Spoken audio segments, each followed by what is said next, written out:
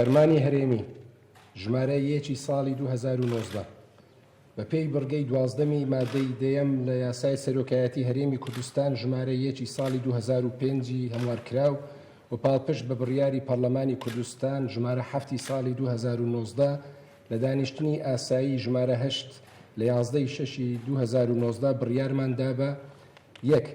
ڕاستپاردنی بەڕێز مەسرور مەسعود مستەفا بارزانی وەک سەرۆکی ئەنجومەنی وەزیران بۆ پێکهێنانی کابینەی وەزاری نۆیەمی هەرێمی کوردستان. 2. دەبێت پێکهێنانی کابینەی وەزاری لە ماوەی 30 ڕۆژدا لە ڕێکەوتی دەرچوونی ئەم فەرمانە تێپەڕ نەکات. 3. ئەم فەرمانە لە ڕۆژی دەرچوونیەوە جێبەجێ دەکرێت. نێچیروان بارزانی سەرۆکی هەرێمی کوردستان هەولێر 12/6/2019.